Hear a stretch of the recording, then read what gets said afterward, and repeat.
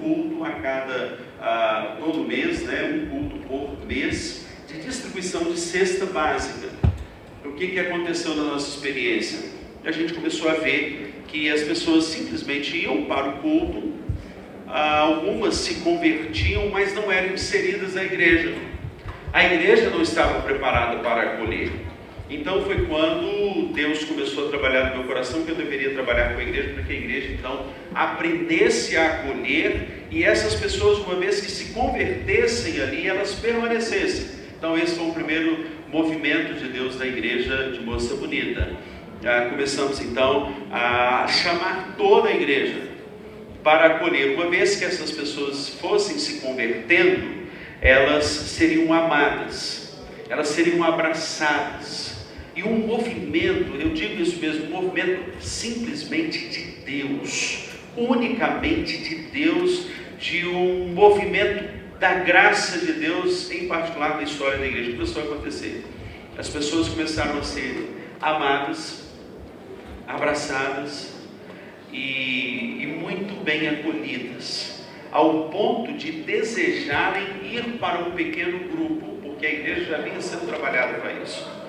No fato de termos essas capelas, né, nós tivemos uma morte que foi singular de uma esposa de um traficante da Vila Vintém, que foi velado em uma das nossas capelas. Ela estava grávida e, por estar grávida, o bebê continuou vivo.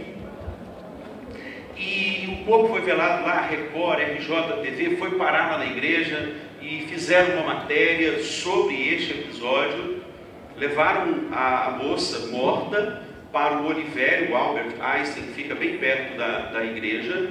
Fizeram o parto do menino e eu voltei para casa depois do velório, irmãos, transformado. Eu não conseguia dormir. Deus me incomodou para novos projetos a partir da morte. Eu me lembrei muito do texto de Isaías, capítulo 6. Quando estiver terminando meu tempo aí, você já fale, viu? Porque vou só terminar de contar essa história.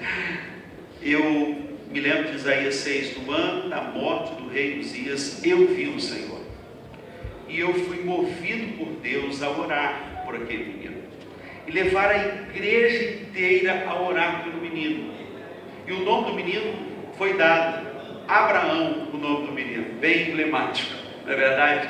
E eu dizia para minha esposa, Kelly, eu não sei porquê, eu não sou mais a mesma pessoa a partir daquele menino que nasceu e a partir da morte daquela moça que foi velada na nossa capela da igreja.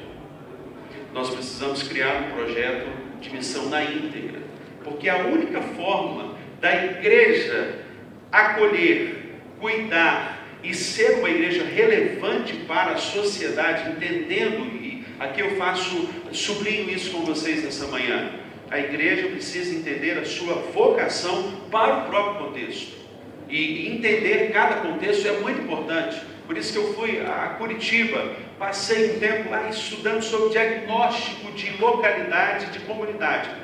E começamos então projetos na área de esporte, implementamos basquete, implementamos vôlei, tênis, funcional, para abarcar essas pessoas em estado de vulnerabilidade, e o projeto de missão na íntegra, com reforço escolar, com o fato de essas crianças que estão em estado de vulnerabilidade permanecerem na igreja, participando do projeto Foco.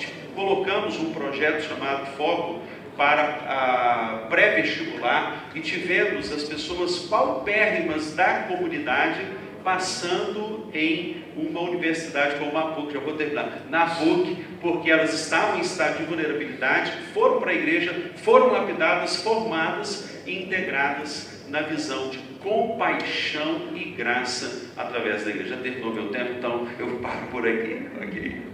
Obrigada, pastor. Só recapitulando, a gente vai ter um momento de explanação, cada um vai falar um pouquinho, e você pode fazer sua pergunta, né? Sua pergunta precisa ser feita no papel, e Quem estiver do lado de lá, por favor, entregue para a Bianca, que está ali, ó, dá um tchauzinho em pé. E aqui do lado de cá, o pastor Gildo. Tem um papel na sua bolsa, você pode anotar ali e direcionar para eles. Se você já tiver pergunta, já pode ir direcionando, que ao final a gente vai poder voltar para os nossos preletores aqui, para eles poderem responder as perguntas. Pastor Elvio, missionário das Juntas de Missões Nacionais. Temos 2 projetos importantes que estamos coordenando: as Cristolândias no estado de São Paulo e o projeto com refugiados.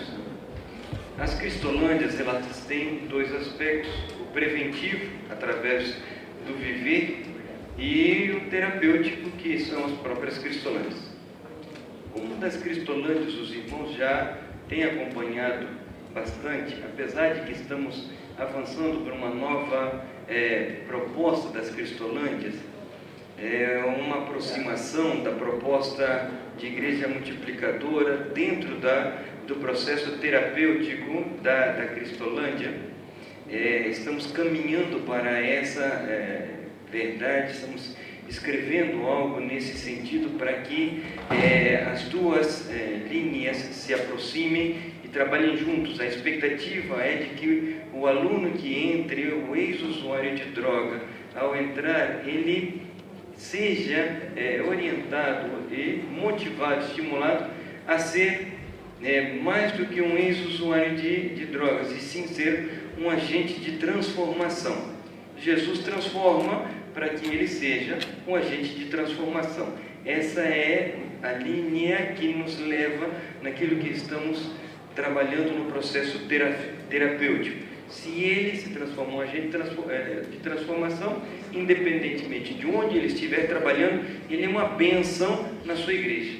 Você pode recebê-lo, porque ele poderá fazer parte de um pequeno grupo, ele poderá ser um evangelista, ele tem testemunho de transformação e ele tem a certeza de que o milagre acontece porque aconteceu na vida dele. Então, você tem alguém com potencial para ser recebido pela igreja, envolvido e utilizar de tal maneira de que possa ajudar outras pessoas que, com certeza, próximo da igreja, existem pessoas na problemática das drogas.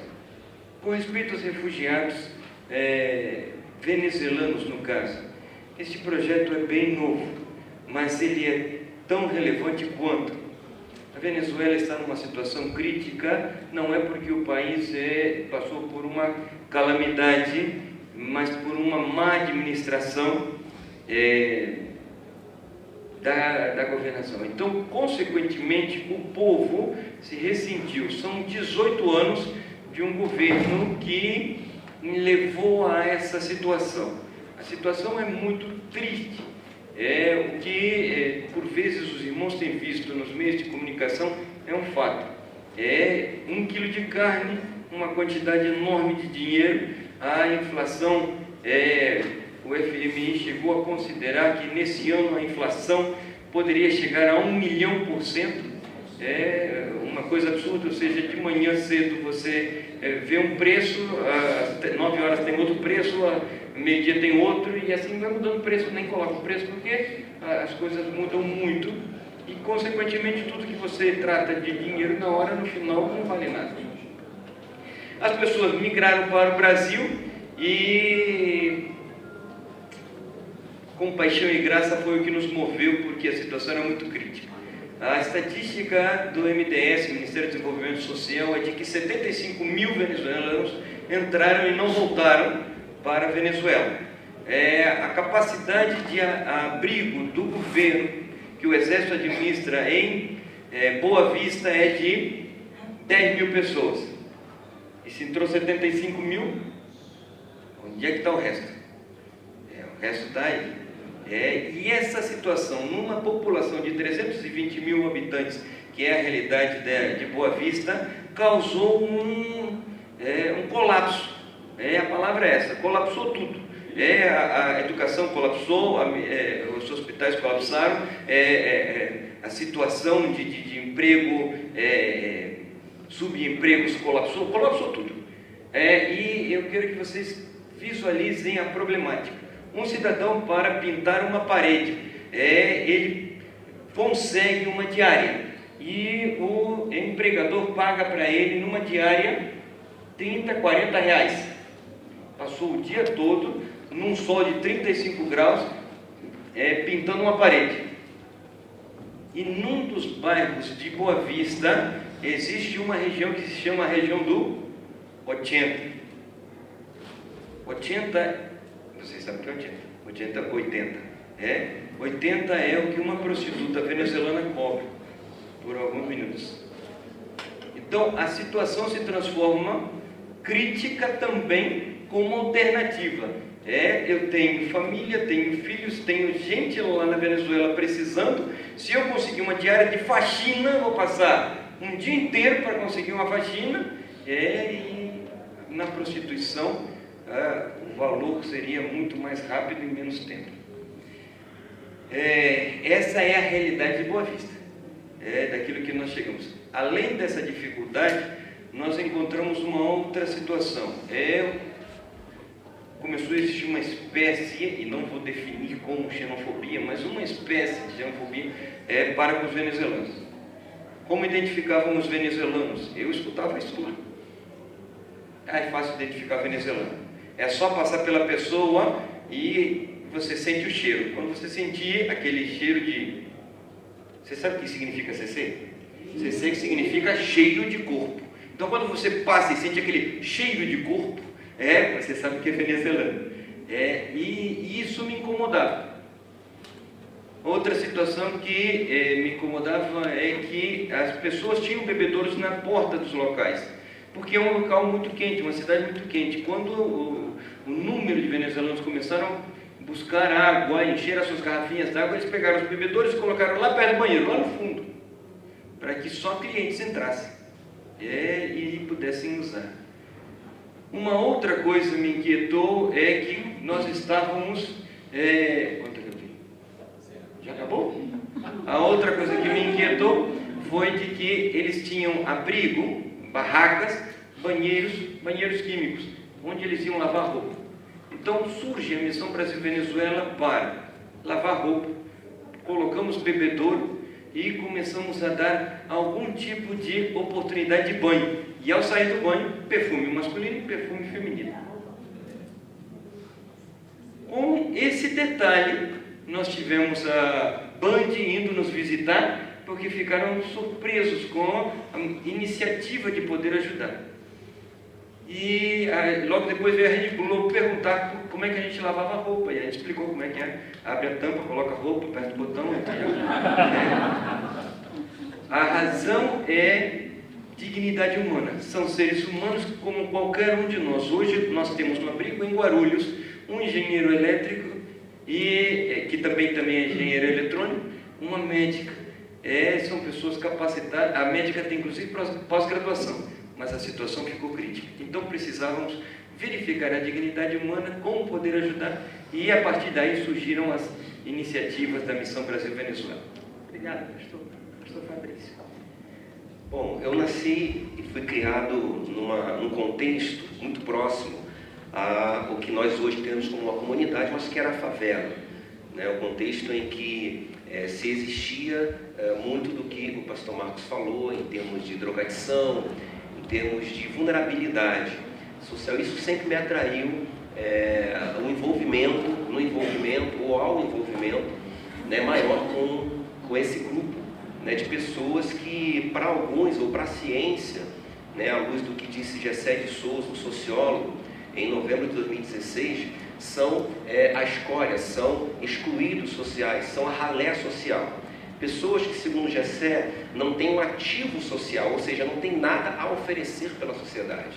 É assim que eles entendem, né? E, naturalmente, a igreja, enquanto corpo de Cristo, reflete e reproduz aquilo que Cristo fez, né? Se a gente for lá em Atos 1, nós vamos perceber o seguinte, que Lucas fala, Teófilo, eu escrevi o primeiro livro acerca do que Jesus fez e ensinou. Ora, se Lucas trata daquilo que Jesus fez e ensinou enquanto corpo físico, a igreja, enquanto corpo místico, espiritual, né, representante de Jesus, ela continua a fazer e a ensinar. É interessante um detalhe, que, à luz dos outros evangelhos, Lucas ele traz uma sensibilidade social muito aflorada, muito clara.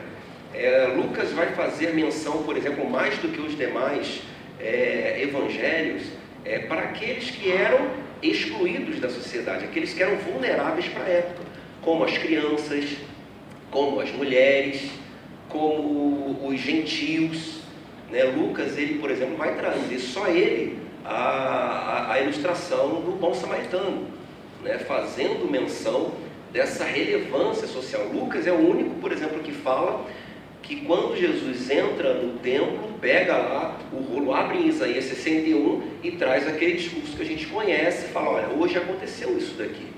Então nós somos a continuidade, a perpetuidade desse Jesus que se importa não só com a alma do indivíduo, com o espírito, mas também com o corpo, e se sensibiliza diante das oportunidades sociais. E nós vivemos no Brasil, um país com um oceano de oportunidades, né? Parafraseando aí o Dr. Bratcher, quando lá na década de 20 e 30, ele rodou pelo Brasil em mais de 200 dias numa viagem e voltou com o slogan dizendo, olha, existem muitos rios de oportunidade, fazendo menção aos rios que ele havia navegado lá na região amazônica.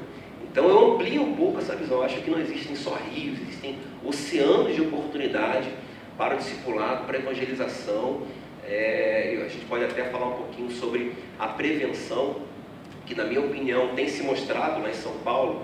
O Alexandre e a Luísa, que são missionários dos batistas, têm aproveitado essa possibilidade, entrado nas escolas, que na nossa percepção eram um local laico, mas entrado e abertamente feito discípulos lá dentro, falando abertamente de Jesus, crianças entregando a vida a Jesus, orando dentro de sala de aula, né? Isso de uma forma muito revelada, não velada, né? Mas sim revelada.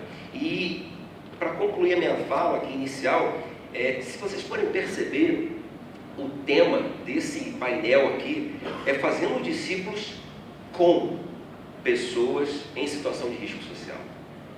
Com pessoas, e não entre as pessoas.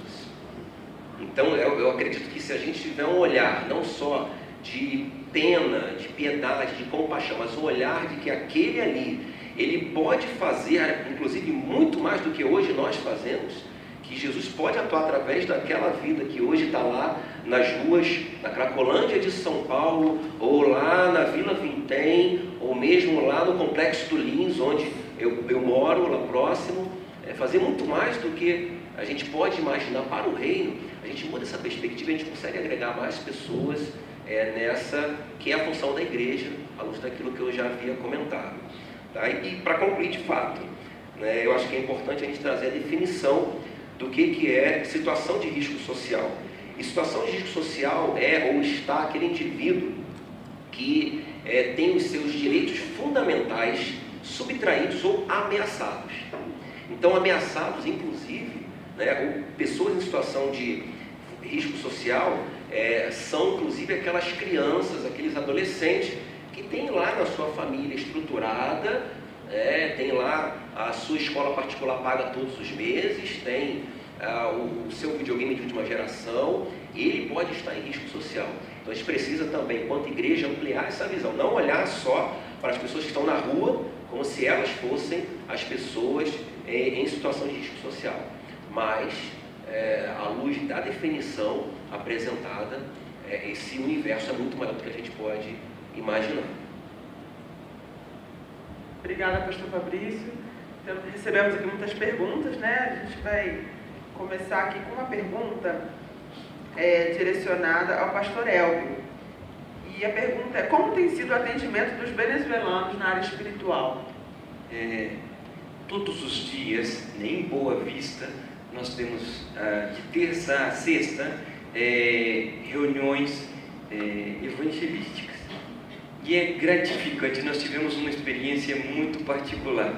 Nós começávamos às 7 horas da noite e com 3 ou 4 dias ficamos sabendo de que os homens que moram na rua recebiam um número para receber a janta. Ou seja, no abrigo tinha comida, sobrava comida e a fila, 50 pessoas, 70 pessoas, 80 pessoas, se entregavam 80 números. E vai comendo até acabar. Quando acabou, os números restantes ficam sem. Então, se entregava um número para que os da rua pudessem buscar comida ali. E faziam essa entrega de número das 7 às 7h30. Então, nós optamos por mudar o horário do culto para as 7h30. Os cultos, nós tínhamos mais ou menos 60, 70 pessoas todas as noites. Na noite seguinte, nós marcamos para as 7h30. Às 7h10, nós já tínhamos 40 pessoas reunidas. E eu perguntei para o grupo, gente, a gente não combinou de que hoje nós íamos começar às 7h30?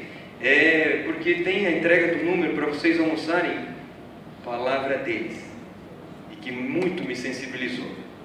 Nós podemos ficar sem janta, mas não podemos ficar sem esperança. Prega para a gente. Então, a sede de esperança é gigantesca num povo numa situação crítica. E nós temos investido isso. A estratégia da máquina de lavar roupa não é apenas assistencial. Uma pessoa, quando coloca a roupa para lavar, ela não vai embora fazer outra coisa, ela tem que ficar ali esperando 40 minutos, 50 minutos até a roupa concluir o seu processo de lavagem, de lavado. Então o que nós fazíamos? Tínhamos uma equipe de relacionamento discipulador. Senta, conversa, pergunta como você está, e nesse processo nós fazíamos o trabalho de evangelizar enquanto as pessoas, e dessa maneira causamos uma aproximação. Sim, está sendo feito um trabalho evangelístico, porque não é assistencialismo, pelo simples fato, mas é assistência relacionamento discipulador. Obrigada, pastor Elton. A segunda pergunta, direcionada aqui para o pastor Marco: como desconstruir a imagem de preconceito e receio por parte da igreja em relação às pessoas vulneráveis? E como envolver a igreja no trabalho, fazendo com que ela entenda a visão desse ministério?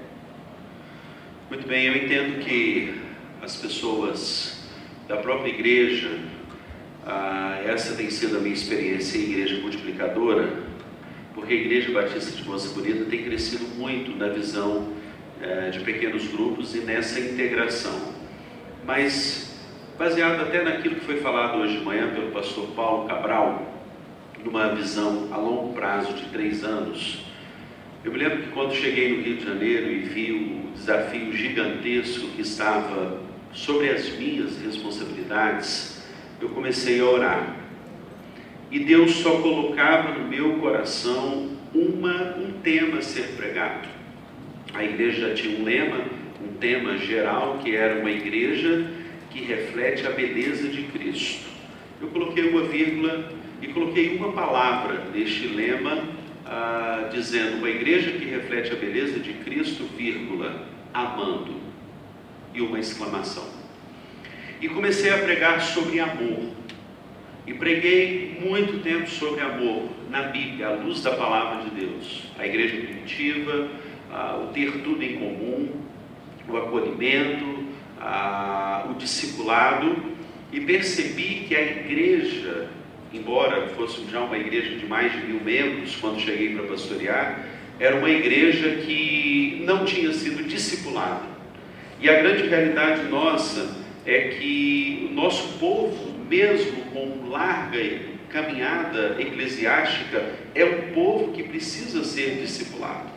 E eu comecei então a trabalhar o Vida Discipular, que é um projeto, inclusive, da Junta de Missões Nacionais, e um relacionamento discipulador.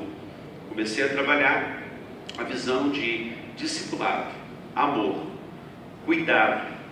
A igreja começou a construir uma visão de discipulado. Eu entendo, respondendo a pergunta, você constrói uma visão de discipulado baseado sempre na plataforma, no pavimento, na estrada, que é íngreme, porém não tem para onde correr, que é a estrada do amor, da misericórdia.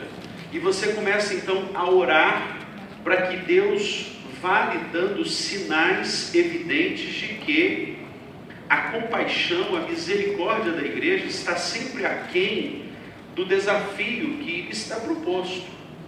Então, quando você começa a orar e pedir a Deus sinais, movido por essa misericórdia, essa compaixão por vidas, não há segredo.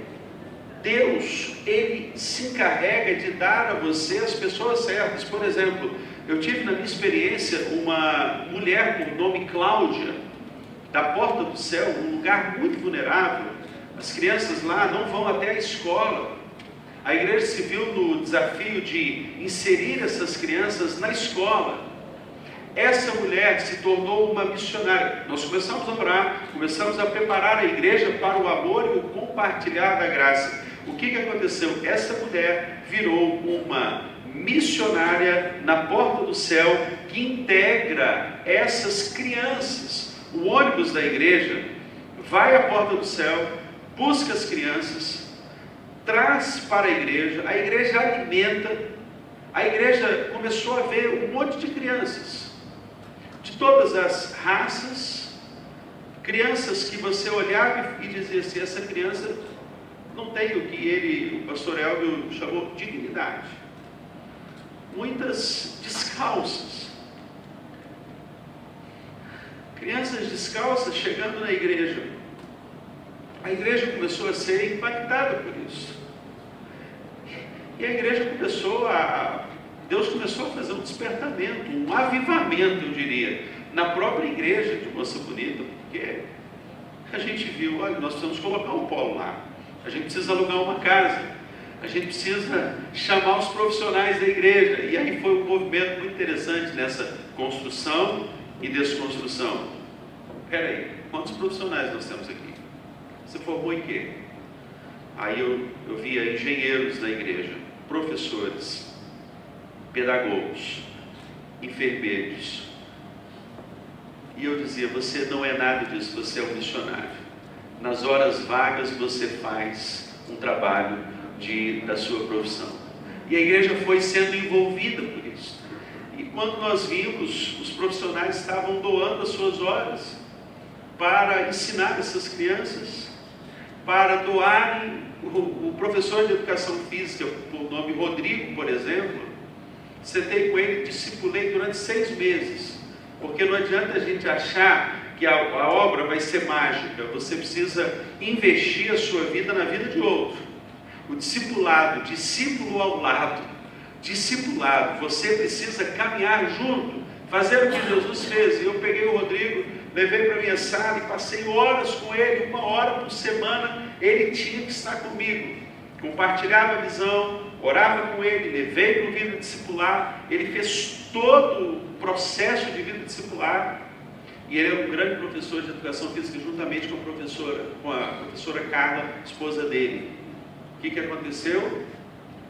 Depois de 6 meses no compartilhar da visão, semeando sementes do coração até que dessem frutos, nós chegamos ao ponto. Nós não vamos primeiro acolher ninguém de fora durante 1 ano. Eu não quero ninguém de fora. Incrível isso, ninguém de fora. Nós vamos investir só nos de dentro. Se a igreja não estiver preparada para acolher o diferente, o distante, aquele que está à margem, nós não podemos começar a missão. 1 ano, gente, só com a igreja. Discipulado. Ele ensinando agora, eu ensinei, ele agora aprendeu. E ele estava discipulando os meninos, os adolescentes e os jovens para acolher através do esporte. O que aconteceu? Depois de 1 ano, a igreja estava preparada para acolher. Então, todos os projetos da missão na íntegra, que assim denominamos lá, reverberaram na comunidade. Hoje, você chega na quadra da igreja, a igreja tem uma quadra, você vê pessoas que você nunca imaginava. Tem uma mãe de santo frequentando lá o projeto do funcional. Por quê? Porque a igreja está acessível. E hoje faz sentido eu pregar sobre amor e ele ser traduzido e materializado e concretizado por mãos que abraçam e que se doam por essas pessoas. Esse eu vejo o segredo para este processo de desconstrução de uma igreja que está resistente para alcançar aquele que está em estado de vulnerabilidade. Obrigada, pastor. Ainda dentro desse tema, só para a gente fechar aqui um bloco de perguntas Sim. sobre o projeto. Está aqui. Sobre o diagnóstico, né? O senhor falou no início sobre o diagnóstico de localidade da igreja. Não tem algum livro para indicar, algum material onde possamos usar aqui para fazer o diagnóstico na realidade dele, né? Que ele pergunta aqui, que possa favorecer o diagnóstico. Ok. Eu tenho sim. Primeiro, sobre o diagnóstico. Eu acho fundamental, todos vocês, que eu olho daqui e eu tenho certeza que vocês são, como eu, apaixonados por vidas. Vocês não estão nesse painel por acaso. Vocês não estão aqui atrás por um tema para conhecer. Deus o trouxe aqui. Eu recebi na minha igreja, em um congresso da juventude que nós celebramos, convidado por nós, pastor Maurício Cunha, e ele falou sobre o reino entre nós. E a gente começou eu comecei a ouvir tudo aquilo que ele falava, e eu falava, poxa, tudo isso bate com o que eu penso, o que eu oro, o que eu leio sobre reino. Eu entendo que o reino, ele não é uma proposta proselitista de você dizer, você precisa ir para o céu. E durante muito tempo o nosso discurso, o meu discurso, eu pequei muito com isso, porque o meu discurso foi um discurso para a alma. A partir do momento que eu comecei a estudar sobre o Pacto de Lausanne, estudar sobre a visão integral do homem, o Evangelho todo para o homem todo.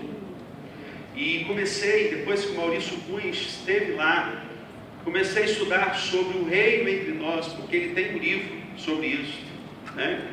Sobre o reino entre nós. Eu voltei para casa e comecei a estudar aquilo e debruçar sobre aquilo, até que eu fui à Fazenda Rio Grande, onde ele tem um projeto, e eu passei uma semana lá, estudando sobre diagnóstico, né?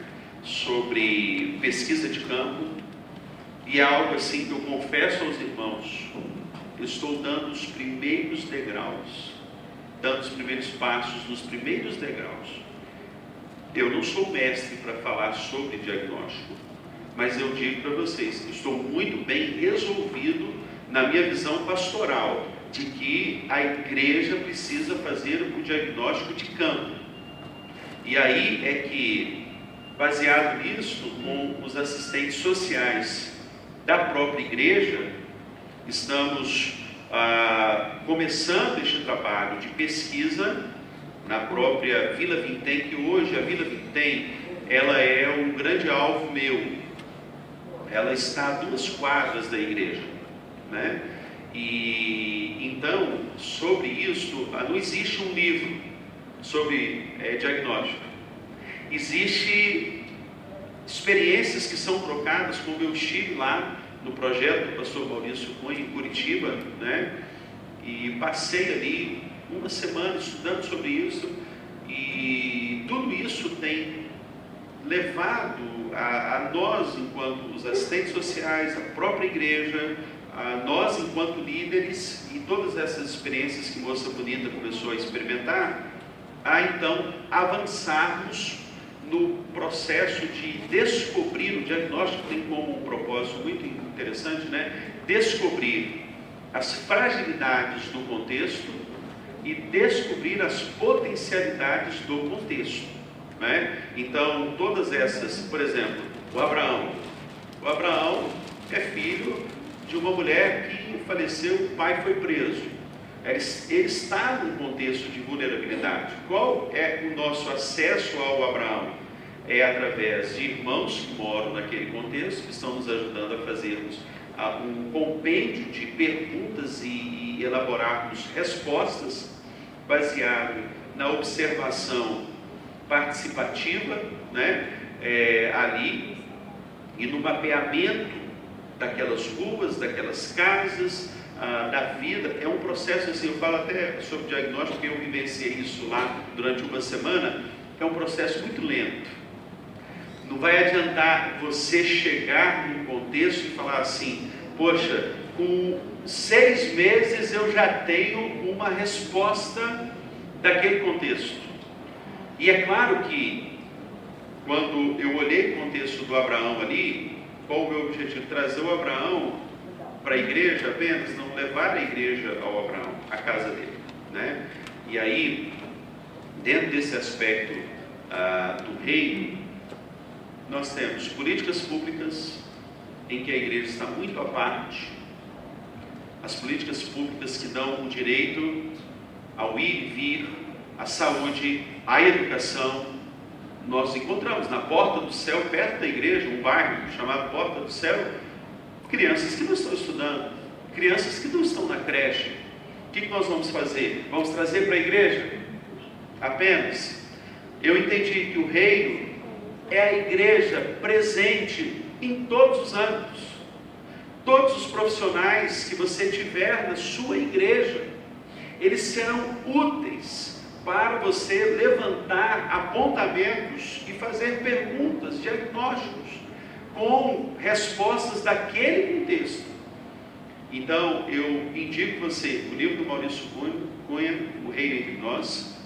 Eu indico você estar com ele em Curitiba, em Fazenda Rio Grande, durante uma semana, para estudar sobre isso, né? Levar a sua igreja a entender mais isso, usar os profissionais nessa área social para a pesquisa de campo, né? Porque qualquer profissional formado em assistência social terá uma grande ajuda a lidar, enquanto pastor, enquanto líder na sua igreja, e vai possibilitar também um avanço de conhecimento para que, por exemplo, vamos fazer um projeto missionário. Nós vamos levar um cabeleireiro numa ação global para cortar cabelo. Maurício Cunha conta uma experiência como essa. Eles foram certa vez fazer uma ação global e levaram um cabeleireiro. Distribuíram cestas e tal. E um cabeleireiro, isso é só para ilustrar, ele chegou para eles e falou assim: pastor, eu vim aqui porque eu preciso de uma cesta básica. É mesmo? Mas fala mais sobre você, sobre sua casa, sua família, o que você necessita. Não, pastor, é porque vocês passaram uma semana aqui cortando o cabelo das pessoas da cidade e eu estou sem emprego, porque a única coisa que eu sei fazer é cortar cabelo.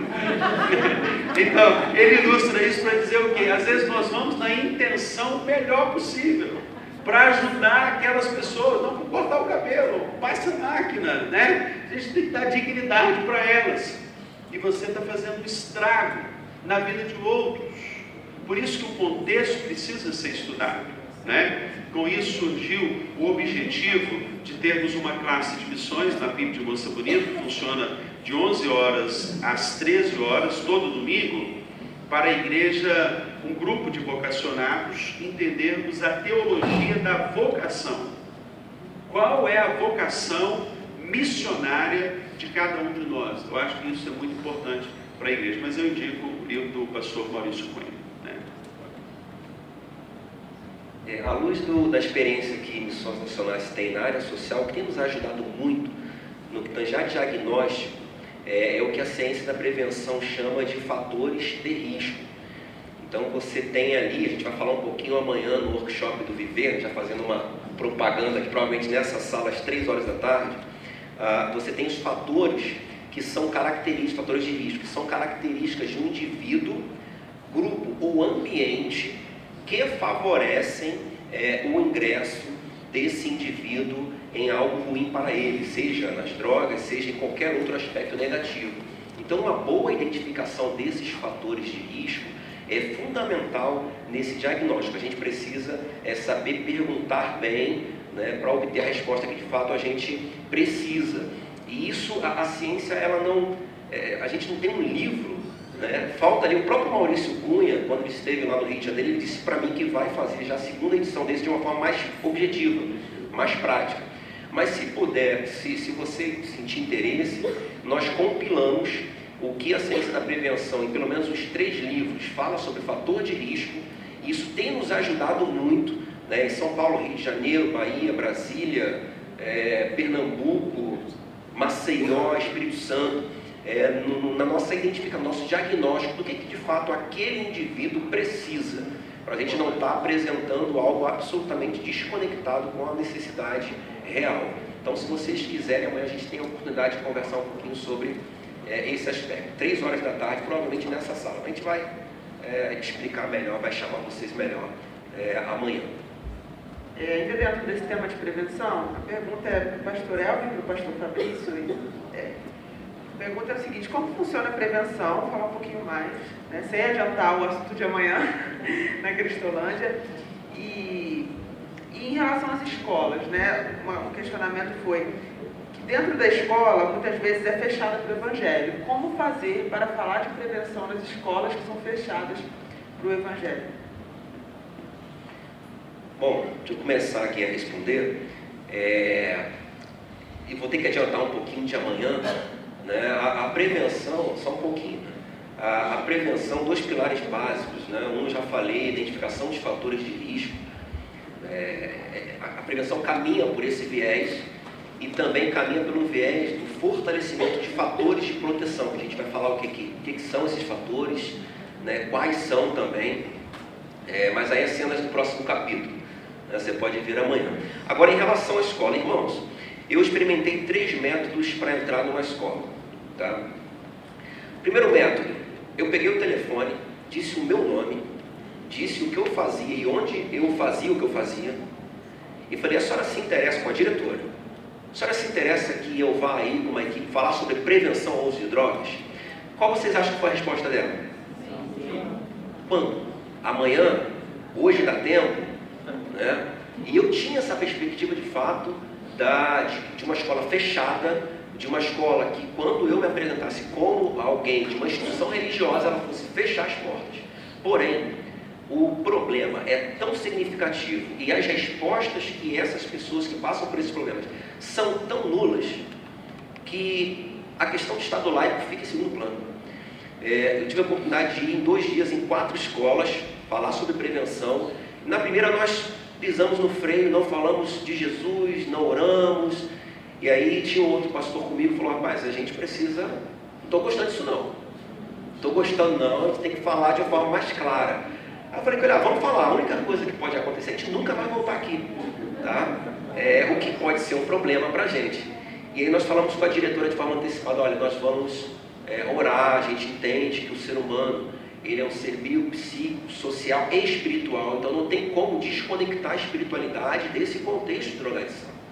Não, você pode rezar para quem você quiser, isso, a gente vai rezar para o Santo Jesus, é ele lá da cruz que você já viu ali, e aí esse Santo Jesus vai nos ajudar nesse contexto. Irmãos, eu vou dizer o que nós vimos.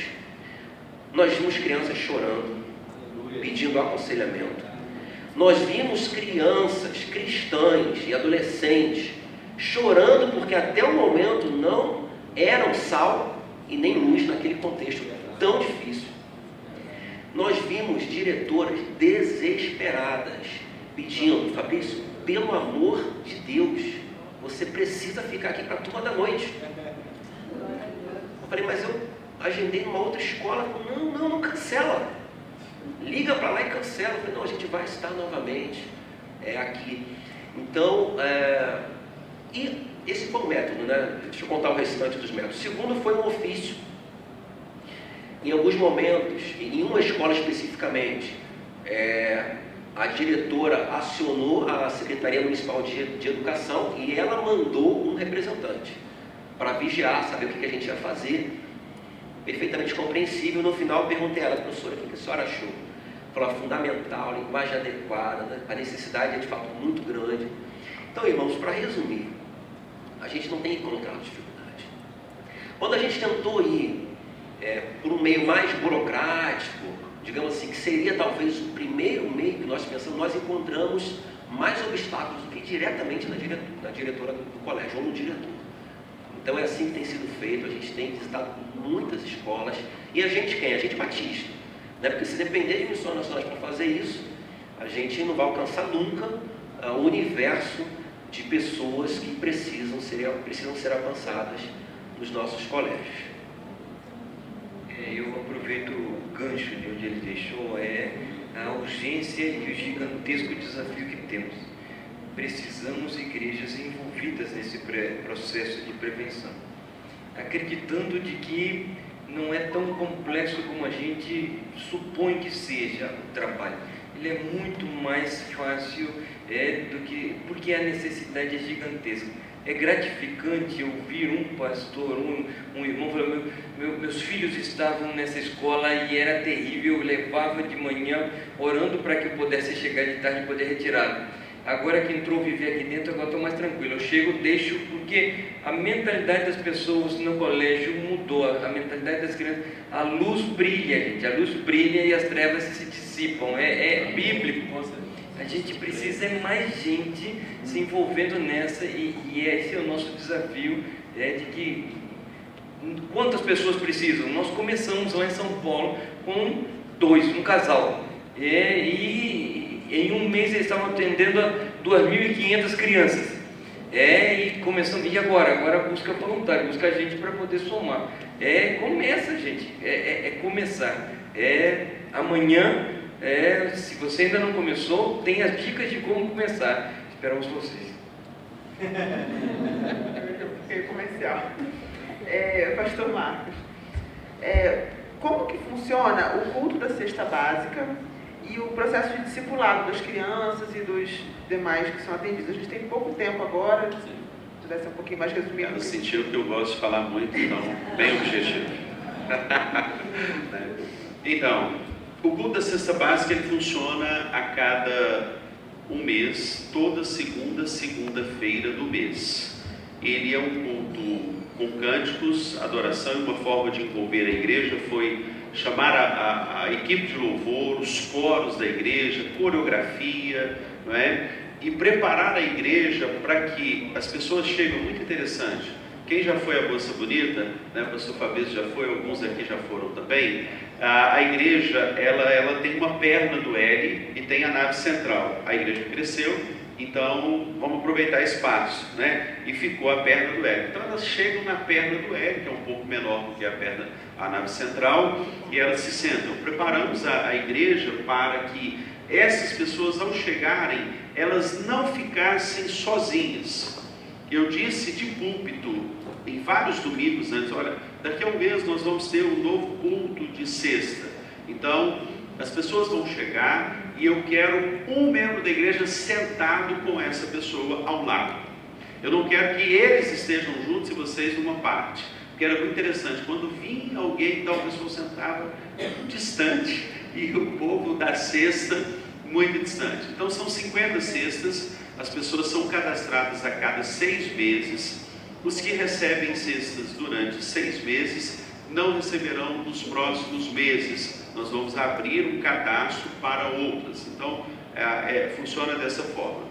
O culto em si é adoração, é vibrante, é valorização, falando da dignidade, trazendo irmãos que são exemplos de superação. Na minha igreja eu tenho o irmão Joel. O irmão Joel, quando era novo, criança, perdeu uma perna num acidente no trem, que passou em cima da perna dele. Ele estudou na escola, ele é negro, estudou na escola, fez direito, fez teologia, e alguns cultos anteriores nós tivemos o testemunho dele. Então, esses exemplos de superação, porque quando a gente pergunta nestes cultos, quantos aqui pararam ou nem iniciaram o estudo? É muito interessante ver que um grande risco, a vulnerabilidade dessas pessoas se dá em detrimento até das questões de tráfico também de prostituição, porque elas não estudaram.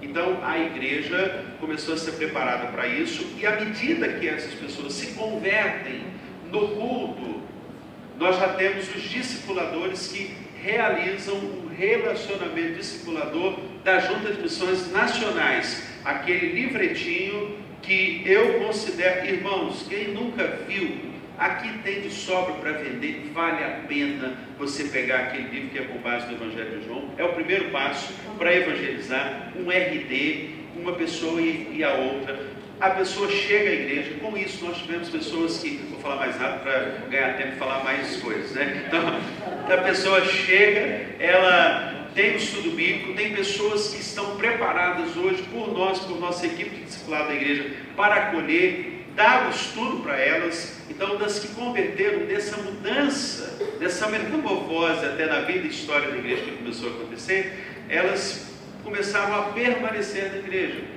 Num dos cultos que eu preguei, eu falei sobre Jefté. Ele foi para uma área vulnerável, foi habitar em Tobi, e aí ele era filho de prostituta. Os seus irmãos o deixaram fora, lá em Juízes 11, conta a história. Não conheceu sua mãe, não tinha filiação de mãe e tudo, mas ele volta e ele supera. Então os cultos são voltados para a ideia de superação. Uma mulher com o nome Miriam me procurou no final do culto, me mostrou a identidade dela. Eu tenho até a foto aqui no celular para lhes mostrar, caso queiram. Estava lá a identidade dela, Miriam, filiação, sem nenhum nome. Ela veio chorando. Essa mulher integrou a igreja através do discipulado, do relacionamento discipulador. Boas novas para você. Já está na classe para batizar. E uma coisa que tocou o meu coração, que era o que eu pedi a Deus. Ela disse: eu vou permanecer nessa igreja, porque eu senti o amor de Deus nessa igreja. Então, esse foi um fato. O discipulado com crianças. Nós estamos construindo, é um projeto em construção, mas que é um projeto chamado Foco, né? E a missão na íntegra com as crianças vão para a escola, termina o período da escola, elas vão para casa para almoçar e elas vão para a igreja. E ali elas recebem reforço escolar, recebem esporte de graça, né? O alimento, e elas permanecem ali. Da mesma forma, são integradas à igreja através do discipulado infantil, que é feito com elas, do Boas Novas para você, para as crianças, da Junta de Missões Nacionais também. Ou seja, não tem segredo, a igreja precisa ser preparada para acolher, para amar, precisa ser pregado sobre isso, precisa pregar sobre o reino, você precisa levantar pessoas apaixonadas, porque senão no período de um ano você já está morrendo, o projeto já morre, né? Então você precisa ter pessoas comprometidas com a visão. E isso aí, eu falo, tem que pagar um preço na oração. Você tem que investir no seu RD, que é um dos princípios da igreja multiplicadora, o RD com um discipulador, para que ele esteja realmente tão apaixonado por aquelas vidas, ao ponto de doar a vida por aqueles que estão e vão chegar à igreja. Porque é uma coisa, se você quer, como igreja, acolher as pessoas em estado de risco ou vulnerabilidade, se você orar, Deus vai lhe dar a direção e os sinais vêm. Eu falo com propriedade nessa situação, porque foi uma experiência nossa. As pessoas virão, porque a igreja estará preparada para acolher essas pessoas. Amém? E só uma frase: as trevas existem, porque a luz não está presente. E eu defendo isso. Só existem trevas, irmãos, porque a luz não chegou. Você é o sal, você é a luz. Se você chegar, se a igreja estiver presente, é só começar, né, pastor? É só começar. Se você estiver presente, as trevas vão se dissipar, para a honra e glória do Senhor Jesus. Amém. Pastor Elvio, em um minuto. Como a igreja, né, está falando aqui no nosso painel sobre como fazer discípulos de pessoas em vulnerabilidade social. Como a igreja pode fazer isso em relação à realidade dos venezuelanos? Olha, nós temos a igreja acolhedora e esse é um dos grandes desafios para nós. Se nós tivermos 100 igrejas acolhedoras, nós temos condições de retirar da realidade complexa que está à vista 100 pessoas a cada 3 meses. a igreja recebe, nós fazemos o processo evangelístico lá em Boa Vista, a igreja recebe, a igreja acolhe, a igreja discipula, relacionamento discipulador e ajuda no processo de integração social, conseguindo alternativa de trabalho, e você terá alguém com um coração agradecido a Deus por aquilo que moveu o coração para que ele pudesse chegar até ali, e a igreja para poder compartilhar dessa bênção que é a igreja para a sua sociedade. O pastor Norton não está aqui nessa sala, mas ele foi o pastor que me batizou. Os meus pais vieram para o Brasil e nós somos uruguaios. Chegamos nessa realidade como indocumentados. Em São Paulo, meu pai conseguiu emprego para que ele pudesse abrir uma empresa em Manaus, no Distrito Industrial. A primeira igreja batista de Manaus nos recebeu, nos acolheu com muito carinho. Inclusive, minha irmã e eu fomos alunos do Colégio Batista por atenção da primeira igreja batista de Manaus. E eu fui acolhido, minha família foi acolhida. Eu quero, de alguma maneira, desafiar os batistas a que continuemos acolhendo, porque isso faz muita diferença. Vocês conseguem sonhar com um venezuelano daqui a alguns anos sentado aqui falando para os nossos filhos? Mas você precisa participar desse processo, desse programa chamado Igreja Acolhedora. A Fanny me pediu para explicar um pouquinho mais detalhadamente. Igreja Acolhedora é isso que o pastor comentou, que começa lá em Boa Vista, com a evangelização do venezuelano que está em situação de rua, e aí ele vem encaminhado para uma base em São Paulo, em que ele continua sendo evangelizado, tratado, e dali para uma igreja que vai recebê-lo e de forma bem ampla, adotá-lo, cuidar dele em todos os aspectos, tá?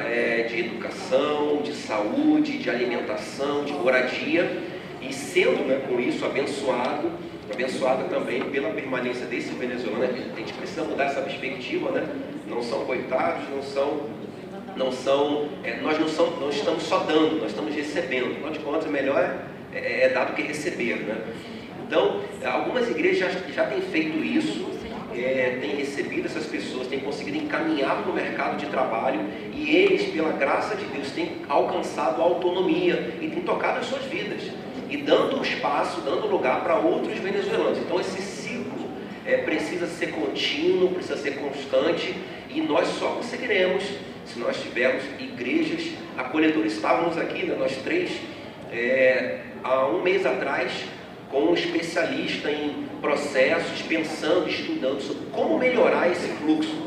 E a conclusão que chegamos, nosso gargalo está em falta de igrejas acolhedoras. Se nós tivermos igrejas, se nós como batistas, aí somos 3 milhões, 2 milhões e meio, 3 milhões de batistas no Brasil, se nós abraçarmos essa ideia, 12 mil igrejas, 13 mil igrejas e congregações, nós conseguiremos mudar a realidade dos venezuelanos no nosso país. Mas a igreja precisa estar junto nisso. Se quiser depois tirar alguma dúvida sobre como funciona, como sua igreja pode ser uma igreja acolhedora, pode procurar a gente no stand, as pessoas nacionais, que a gente pode esclarecer para você com mais detalhes. A gente vai encerrar agora, vou dar 1 minuto para cada um, dar uma última palavra, alguma outra questão que queira compartilhar, e eu vou pedir até o pastor Marcos para incluir também nesse 1 minuto e meio, talvez. Surgiu uma última pergunta aqui em relação ao investimento da igreja, ao custo do projeto. Quanto que a igreja investe, como que é feito esse investimento? Se nessa palavra o pastor puder também falar, que eu sei que é uma preocupação, né? Como sustentar um projeto social? Então, nós não trabalhamos com ONGs na nossa realidade lá. Nós ainda estamos muito aquém disso. É um projeto que é abraçado pela igreja, é uma campanha do quilo, é uma cesta básica. As cestas básicas, elas estão no orçamento da igreja. O alimento dessas crianças, destes universitários que chegam para estudar também no pré-vestibular, é pago pela igreja. Nós levantamos sustentadores da igreja, mantenedores da igreja.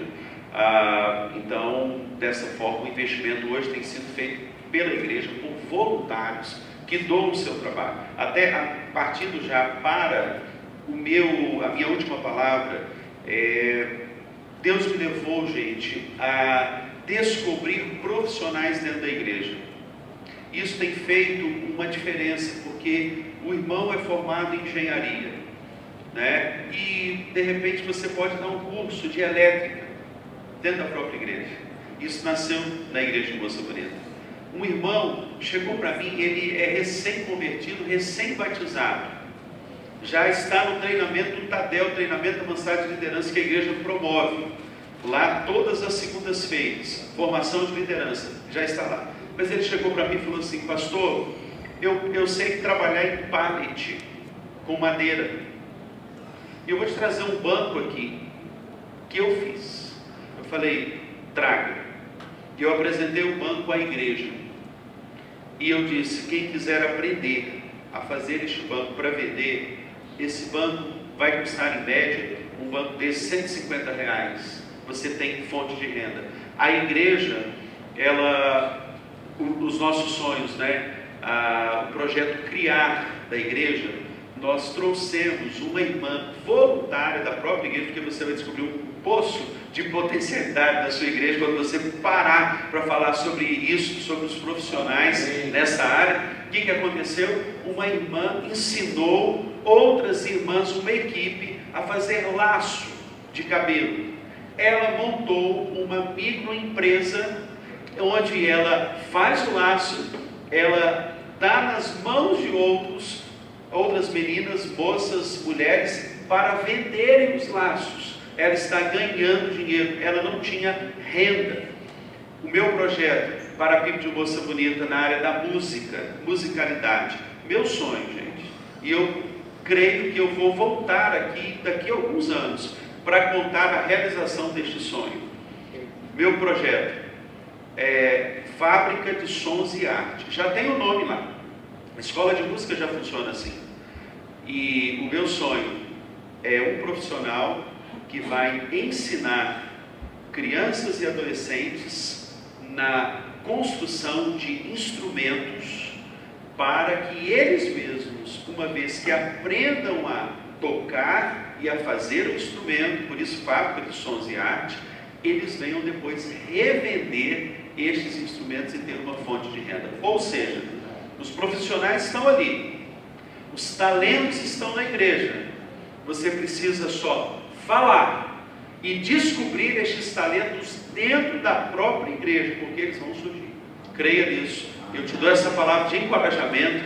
Você vai voltar do Multiplique com uma certeza de que você vai ser uma voz para dar voz àqueles que não têm voz. Você será uma voz que vai ecoar dos céus naquele lugar, e com muito choro, quebrantamento e humildemente diante de Deus orar para que Deus lhe dê a visão para o seu contexto. Não adianta pegar um enlatado, não adianta pegar do outro contexto. Descubra dentro do seu contexto, e a igreja vai se multiplicar, não só em discípulos, mas em talentos, e pessoas que sentadas no banco estão perguntando: em que posso atuar? E você vai descobrir ali um grande discipulador que através da profissão vai formar outras pessoas. Amém? Termino aqui a minha palavra. Um minuto e meio. Eu quero deixar com vocês uma consciência. Jesus em Mateus 25 mencionou de que todos vamos nos apresentar diante do Pai.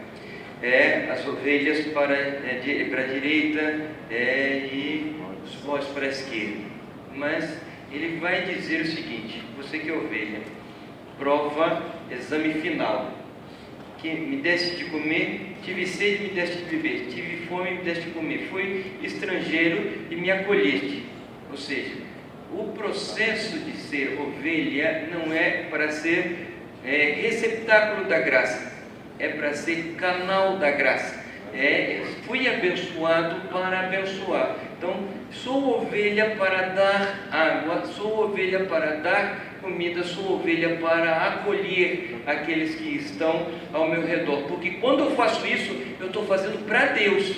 Não estou vendo um venezuelano, não estou vendo um uruguaio, não estou vendo outras pessoas. Não estou vendo um habitante de rua, estou vendo Jesus, que pode ser a diferença na vida dessas pessoas. Então, lembre-se, nós somos ovelhas para ser doadores de água, comida e também acolhimento. Amém.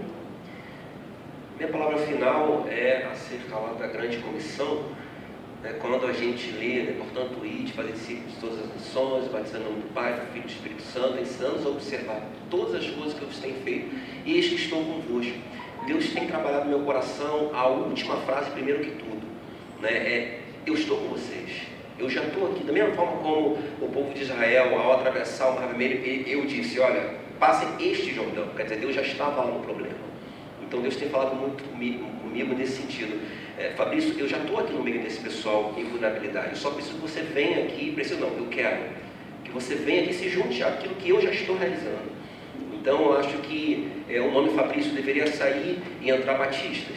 Venham comigo, venham ver o que eu vou fazer no meio dessas pessoas que tanto carecem do meu amor, da minha graça. E nós, batistas, somos privilegiados por poder fazer parte desse movimento que Deus está gerando no Brasil e também no mundo, né? Por que não dizer assim? Então, que você e eu façamos parte desse movimento do Espírito Santo de Deus, de alcançar essas pessoas para a glória de Jesus. Amém. Vamos colocar em pé?